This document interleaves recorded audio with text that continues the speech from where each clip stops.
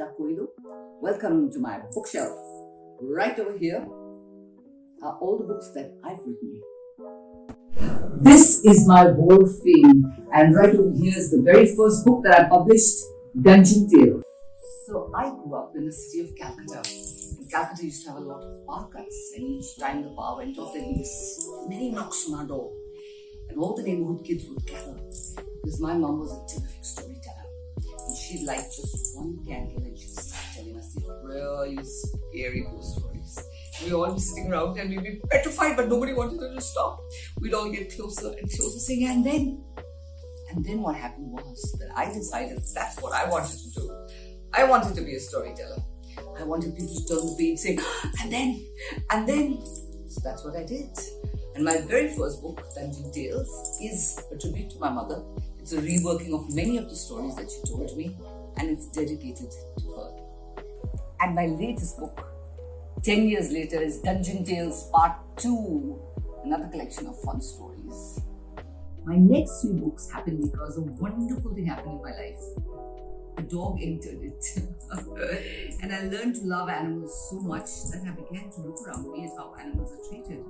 And they're treated terribly, aren't they? I mean, we starve them, we beat them, we eat them. And I started to get really angry about the way animals are treated in India.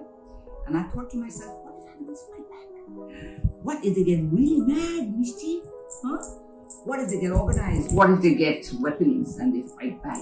And out of that thought came my next 3 books. Tiger by the Tail, Dead as a Dodo, and Monkey See, Monkey Do. These 3 books tell the story of the Animal Intelligence Agency. It's an agency that's been set up with humans and animals. So agent number 002 is a Royal Bengal tiger called Baga. Agent number is a monkey called Kela who's lost his number for doing some very strange things. And agent number 11.5 is a young boy called Rana who's 11.5 years old. And together they go on various missions. In this one, they save tigers that are vanishing. In this one, they find the last living dodo. In this one, they take on animal testing. So this was nominated for the Hindu GoodReads Award.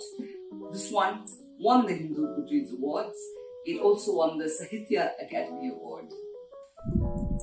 This is boy number 32. I used to work in Mumbai, and very often I'd find myself taking the last train home. And on that last train would be all the odds and ends, the people who live on the absolute fringes of Mumbai.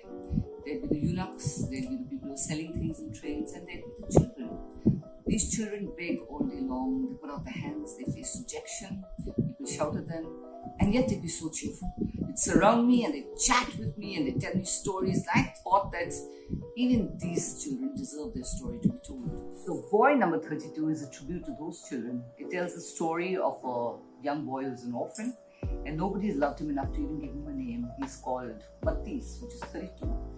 And it's a wild romp through the city of Mumbai and through the underbelly of the city of Mumbai, where I lived a long time and which I loved. So it's a tribute to the city as well. And this book won the Hindu GoodReads Award. I often get asked what inspires me to write, and I always say, I don't write when I get inspired, I write when I get really angry. You know, if I waited for inspiration, I'd write maybe 3 or 4 days in a year. But anger lasts a long time. And I wrote this book because I got really mad with the Prime Minister of England. David Cameron was in town, he was in India, and he was asked, are you going to return the Kohinoor?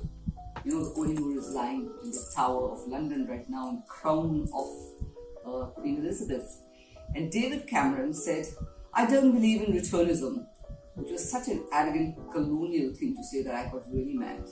And I wrote a book which is set in Victorian England. It features a central character. Castor has been locked up in a basement for many years. And when he's taken out, finally found and taken out, he's invented all these characters to keep him company. They are his split personalities. And he wants to know why he was locked away for so many years. He sets out to find out why and becomes a detective with the help of his multiple personalities.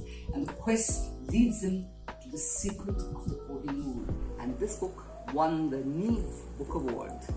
I became a writer because I love stories. But as I've written across all these years, I've discovered that stories are important.